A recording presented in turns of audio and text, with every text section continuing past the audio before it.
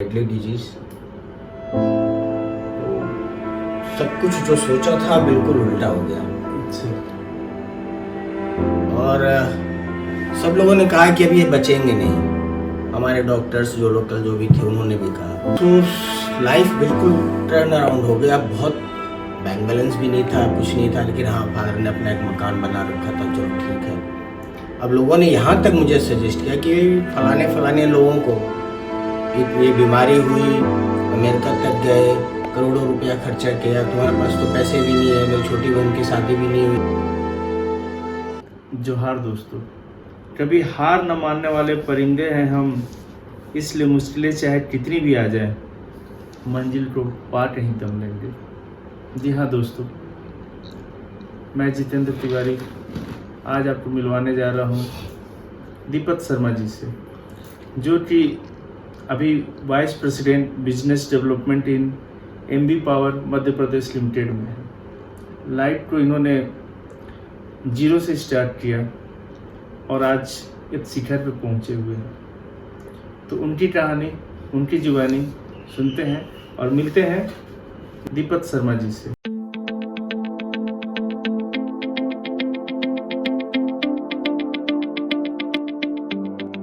नमस्कार सर। नमस्कार। जी टिचुआ में आपका स्वागत है। Thank you.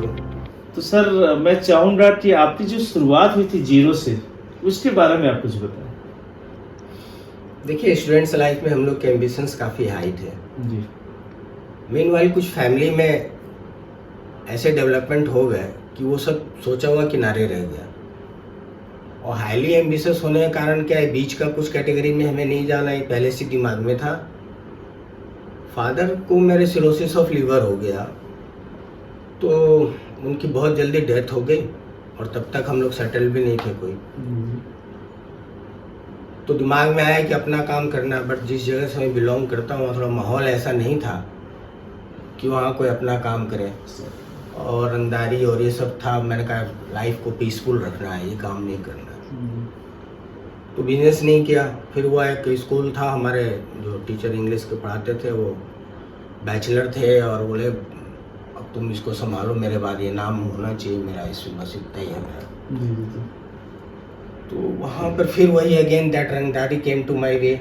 मुझे अच्छा भी लग रहा था, मुझे कुछ दिनों में पढ़ाया बच्चों, तो मेरे को पसंद भी आया काम, और बच्चे को भी मुझे पसंद कर रहे थे। ये देख के मेरे सर ने कहा था, लेकिन वो अगेन वहाँ पे रंगदारी वाला इशू अगेन मैंने देखा कि एक काफ़ी वहाँ की एक प्रतिष्ठित फैमिली थी, डॉक्टर फैमिली थी, और वो 10 डेज हुआ था उनको, और काफ़ी 10 दिन स्कूल खुले हुए 10 बच्चे थे, और डिमांड आ गई 10 लाख रंगदारी की। अरे so then and there I just left that कि यार मुझे वहाँ रहना नहीं है, तो मुझे आउट ऑफ स्टेट जाना था। कहाँ जाए? फिर कुछ दिमाग इधर बीच में शेयर मार्केट्स की तरफ घूमा, किया हमने, जो हमारे एक एडवाइज़र थे उनसे ऐसी दोस्ती में जो उन्होंने कहा वो किया। मीनवाइल जो है हर्षद मेहता का स्कैम हुआ, और वो बाजार ऐसा गया, कहाँ गया वो, जो पुराने लोग उनको सबको पता है कि शेयर मार्केट का क्या हाल हुआ। जी।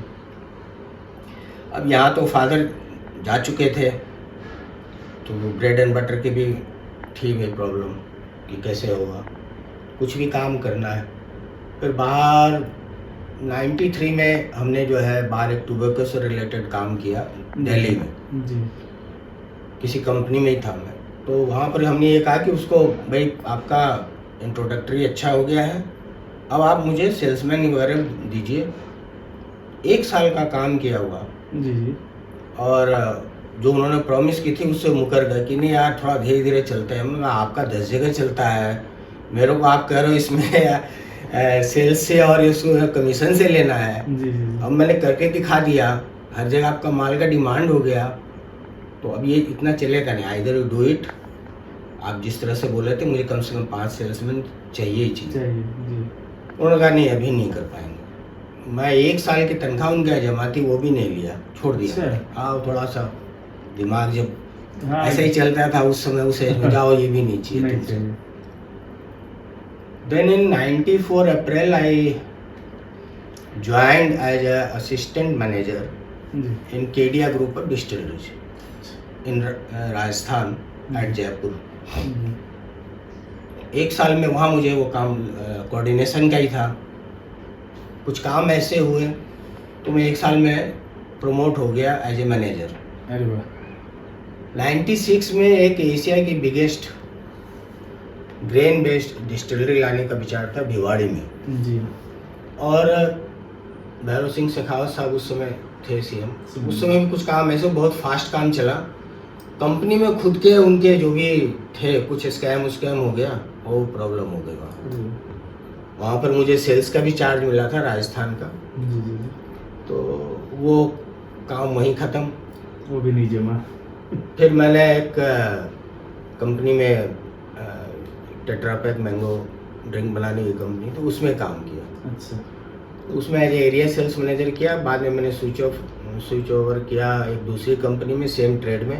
जी तो मेरे अंडर में एक एहसन था, कुछ कमीशन था, आप कह सकते हैं. मैं रीजनल सेल्स मैनेजर था राजस्थान का. अच्छा माल एस्टेब्लिश हो गया. वहाँ कंपनी की अपनी कुछ पुरानी प्रॉब्लम थी. उन्होंने एक बिजनेस किया था, उसका पैसा उन्होंने इधर का पैसा उधर ट्रांसफर कर दिया. जी अब आप सोचिए कि राजस्थान जो गढ़ है नमकीन का, भुजिया का, जी, जी, बीकाजी, जी। हल्दीराम जैसे ब्रांड्स वहाँ हमने वो सब ब्रांड भी इस्टेब्लिश किया. अच्छा तो कुछ अचार वगैरह बेचा. अब कंपनी में प्रॉब्लम, इधर का पैसा उधर, कुछ माल खराब हो गया. किसी हमारे एक डीलर को जो है पैसा गया, माल नहीं आया.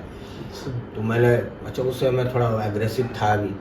आपके यहाँ काम नहीं करना, आप किसी को धोखा दे के करते हैं. अच्छा छोड़ दिया. मैंने गलत बर्दाश्त नहीं करते थे आप. बिल्कुल भी नहीं. जी जी जी मैंने कहा ना, वहाँ सैलरी छोड़ दी, यहाँ पर काम था छोड़ दिया, नहीं छोड़ना था. जी जी जी फिर मैं आ गया लखनऊ में 2001 में. फैमिली मेरी जयपुर में थी. अच्छा आपकी शादी हो चुकी थी. मेरी शादी 88 दिसंबर में हुई थी.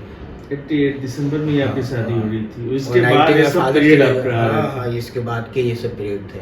जी जी जी तो राजस्थान में फिर जब मैंने केडिया ग्रुप डिस्टिलरी ज्वाइन किया, जी अच्छा काम हुआ उसमें. वहाँ हम लोग का एक गेस्ट हाउस भी चलता था, वो सब था. तो वहाँ जो कंपनी में प्रॉब्लम आई तो ये स्थिति आएगी, हमारी सैलरी बंद हुई पहले तो आनी. जी फिर जो बोले तो ठीक है आ जाएगी. कई बार होता था 2 महीने 3 महीने पे आ गई तो ठीक है. जी कंपनी के बिहाफ पे हम लोग जो गेस्ट हाउस में कोई मेहमान आते थे, करते थे, कुछ खर्च वगैरह कर देते थे, रिनोवेशन, जी जी वो सब भी ड्यूज हो गया और कंपनी ने हाथ खड़े कर दिए. अरे अब वो जिसके मकान में रहते थे उनका किराया और ये सब मैंने किसी तरह से उधार लिया, जो भी किया उनका मैनेज किया. समस्या आ गई, क्या करें, बैठा रहा बहुत दिन तक. स्थिति यह आ गई कि 1-1, 2-2 किलो आटा ला के गुजारा होना. अरे, उसमें बाल बच्चे सभी आपके. उसमें मेरा जो बड़ा लड़का तो वहाँ सेंट जेवियर्स में था.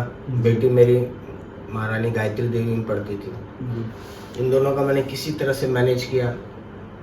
छोटे वाले लड़कों को मुझे बैठाना पड़ा. वो क्लास वो प्ले ग्रुप में था, उसमें कहा भैया उसको वो भी रखो. अच्छा स्कूल स्टॉप करना उसका पड़ा. स्टॉप करना पड़ा. नहीं पॉसिबल ही नहीं था. एक कंपनी ज्वाइन की डेली वेज थी, उसमें as an area sales manager Rajasthani में हुआ. जी जी उसके बाद जब ये दूसरी टेट्रा पैक कंपनी में आया और ये सब जो किया उसमें नमकीन फेल हो गया, ये हो गया, तो अगेन फिर से अपन तो सड़क पे आ गए साहब. जी बैंक बैलेंस कुछ रहता नहीं. बात खत्म. बात खत्म. लखनऊ ज्वाइन किया तो लखनऊ मेरे पुराने बॉस थे जो कि केडिया ग्रुप में थे. अच्छा चलिए. तो वहाँ पे वो आ गए लखनऊ. तो बोले यार तुम बैठे हो तो क्यों नहीं एक बार आ जाओ यहाँ. जी ठीक है सर. तो उनके अंडर में मैं केडिया ग्रुप में था तो एज मैनेजर, और उन्होंने मुझे डिप्टी जीएम प्रॉमिस किया था 96 में. अच्छा तो 2001 में मैं कहा कि ठीक आ जाते हैं यहाँ पे. कागज़ पे नहीं हुआ, वो प्रॉमिस रह गया. मैनेजर वाला ही लास्ट पोस्ट रहा और बाकी फिर ये जो FMCG ग्रुप में आया तो इसमें मैं ASM और RSM पे रहा. जी जी. यहाँ आया और अगेन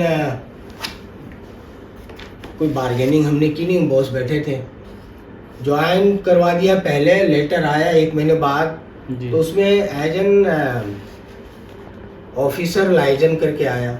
उनको ये क्या पोस्ट, मैं कहाँ इतने ऊपर से अगेन जीरो पर आप कर रहे हो. जी बॉस से कहा, वो बात किए, बोला यार ये अभी हमारे यहाँ तो देखो ये हो गया। बॉस ने कहा 6 महीने में कुछ काम ऐसा होता है, हम लोग अपना जगह बना लेंगे। मैं भी पहले वहाँ CEO था, यहाँ GM हूँ, वो भी प्रॉब्लम नहीं वो थी। भी प्रॉब्लम। मीनवाइल वो लगा उत्तर प्रदेश में excise policy, Rajnath Singh ji CM थे जी जी और एक ऑनेस्ट गवर्नमेंट थी, तो उस समय ये वर्चस्व तोड़ा गया था ठेकेदारों का, जी जो मनमानी रेट पे और अपनी शर्तों पे माल बेचते थे, तो वो फ्री कर दिया गया। उसमें पॉलिसी ऐसी आई तो वो फिर कंपनी को काफ़ी फ़ायदा हुआ। तो 2-3 साल में ही वो 200-300 करोड़ के बीच की कंपनी 800-900 हो गई। अच्छा। तो 6 महीने हो गए थे, तो हमने कहा, तो फिर हमारे यहाँ बोला गया कि भाई हम तो ईयरली करते हैं। बोला यार 6 महीने और काट लो। ठीक है सर। तो मैं इंतज़ार किया, उन्होंने प्रमोट ज़रूर किया मुझे, जी पैसे मुझे कुछ खास दिए ही नहीं, ऑलमोस्ट नेग्लिजिबल जो दिया उन्होंने सुपर इन्वेस्टमेंट फंड में दे दिया। वो 5 साल वहाँ रहो तुम मिलेंगे। अच्छा। तो सीनियर ऑफिसर करके कर दिया। तो मैंने कहा मेरे तो प्रॉब्लम है, बच्चों का तो शिफ्ट नहीं कर पा रहा हूँ, मुझे नहीं चलेगा ऐसे। जी मीनवाइल एक अच्छा हर जगह मेरे बॉस भी ट्रांसफ़र हो गए वहाँ दिल्ली, तो मेरे को एक अपॉर्चुनिटी मिली कि लोग जानने लग गए थे कि यहाँ इस कंपनी में दीपक शर्मा है और ये टॉप लेवल पे सेक्रेटरी और प्रिंसिपल सेक्रेटरी और सबसे जाके ये भी मिलते रहता। लोगों ने देखा तो मैं रडार पे आ गया कुछ लोगों के। जी उसमें हमारे जो फिर एक कंपनी छोड़ के बजाज हिंदुस्तान लिमिटेड में मेरे बॉस ने ज्वाइन किया। ही ऑफर्ड, दूसरे बॉस ने, अच्छा। जो मेरे उस समय बॉस थे, जी जी जी तो उन्होंने किया। वो एज ए मैनेजर ले रहे थे। अब रेडको खेतान जहाँ मैं काम कर रहा था वहाँ मेरी तनख्वाह इतनी नहीं थी कि वो इतना बड़ा जंप देते हैं। जम दे दें। मैंने कहा ठीक है। तो मैंने कहा डिप्टी मैनेजर की पोस्ट पे हुआ था सेलेक्ट, और ये सीनियर ऑफिसर लाइसेंस था। बोला पुराना हम नहीं देखते, आप थे जरूर इतने, बट आज का देखते हैं HR वाले। ठीक है साहब, डिप्टी मैनेजर से शुरू किया। तो फिर एक अगेन 0 से लखनऊ में 2001 में मैंने शुरू किया। जी 2002 में मैंने शिफ्ट कर लिया बजाज हिंदुस्तान में। वहाँ मैं 12 साल काम किया और एज ए GM वहाँ से मैं लास्ट था मेरा। अच्छा। फिर सीनियर GM फिर मैंने ज्वाइन किया ये मेरी प्रेजेंट कंपनी में, तो वहाँ एज ए GM ही ज्वाइन किया। 2017 में एक प्रमोशन मिला, फिर 18 में हमको एक प्रमोशन मिला, तो मैं वाइस प्रेसिडेंट ही आ गया। अच्छा। अब ये तो ठीक है। अब इस बीच में जो बच्चों को पढ़ाने की प्रॉब्लम हुई, जी, पैसे नहीं थे, कुछ नहीं थे, कभी पर्सनल लोन लेता था, कभी कंपनी से लोन लेता था। जी जी अब बच्चे बोले कि हमको कोचिंग करनी है, सब कोटा जाएंगे इंजीनियरिंग कोचिंग करने। अच्छा। अब यहाँ तो स्थिति थी नहीं, बच्चों के भाग्य से कहें, कुछ एक 2-3 लाख के एक बार जब मिला, चलो भाई कोटा का खर्चा कोटा में निकल कुछ तो हो गया। गया। तो 3 साल का उन्होंने वहाँ किया, फिर पूना पढ़े, सब किए, फिर दूसरे बच्चे भी वहाँ गए। तो मेरा जो भी इंक्रीमेंट या जो लगा थे ये बच्चों के भाग से उतना लगा कि उनका काम होते गया। निकलते गया। कहते हैं ना मैं दोस्तों, वहीं का वहीं रह गया। हाँ, तो वो कहते हैं ना कि परिंदों को मंजिल मिलेगी यकीनन, ये फैले हुए उनके पंख बोलते हैं, वो लोग रहते हैं खामोश अक्सर जमाने में जिनके हुनर बोलते हैं। तो बस वही बात है कि पैसा आते गया, ऊपर वाले की कृपा, ईमानदारी, मेहनत, इससे पीछे नहीं हटे, और जिसके फलस्वरूप आज उस स्ट्रगल टाइम में भी बच्चों को पढ़ाना नहीं छोड़े, अच्छे जगह पढ़ाते गए, पैसा का मैनेज होते गया, बच्चों को बढ़ाते गए। ये बहुत बड़ी बात है। लेकिन सर आपके बारे में सुने हैं कि आपने कुछ स्वीट्स की भी दुकान खोली। हाँ, ये उन्हीं दिनों की बात है जी जी जब केडिया ग्रुप बैठ गया। जी मीनवाइल मैंने एक वहाँ पे दुकान खोली बालाजी स्ट्रीट करके। जी बहुत 2000 स्क्वायर फीट की वो थी।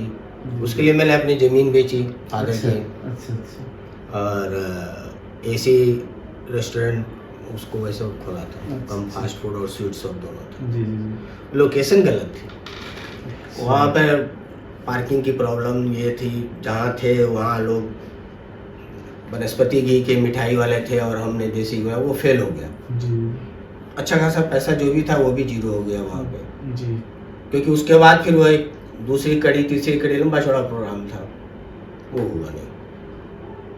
तो वहाँ भी जो भी था वो भी निकल गया पैसे। निकल गया, मैंने अच्छा रिस्क लिए थे, लेकिन ये रिस्क लेने की क्षमता कभी कभी नुकसान भी देती है, लेकिन आदमी को कोशिश तो करनी चाहिए ना जंप की। एकदम ठीक है, मैं गिर गया फिर उठा।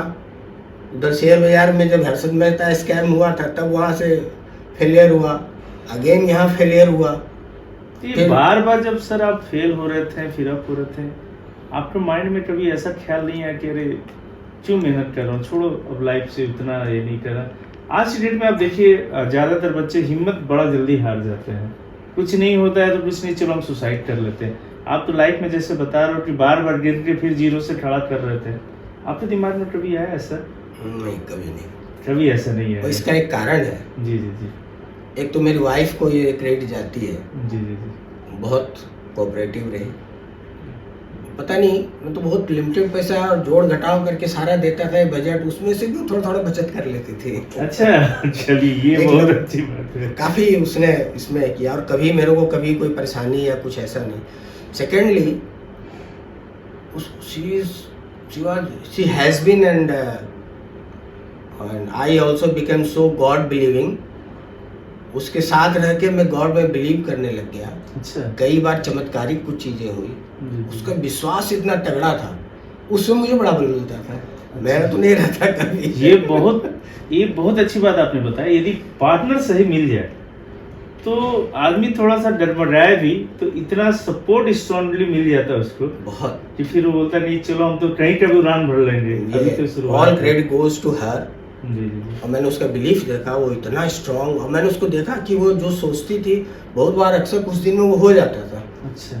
तो नेचुरल धीरे धीरे फिर मैं भी गॉड बिलीविंग हो गया, तो ये विश्वास हो गया कि नहीं, ऊपर वाला बैठा है यार, सब हो जाएगा, सब हो जाएगा। अभी आप मुझे वही ये करेंगे। ड्यूटी करनी है, ये कर रहे हैं, अब चाहे पैसे उधार लो करो। अब बच्चों को देखिए आज जी। की डेट में, ठीक है तीनों इंजीनियर है, एक ने MBA कर लिया, बाकी सब वेल सेटल्ड है, कोई प्रॉब्लम नहीं है। जी जी जी। अगर वहाँ मुझे लोगों ने कहा भी कि कहाँ जो इतना पैसा कुछ बचाओ, यहाँ पर ये मकान मिल रहा है सस्ते में, ये तुमको ले लो, मैंने कहा बच्चे पढ़ लेंगे बाद में फिर देख लेंगे।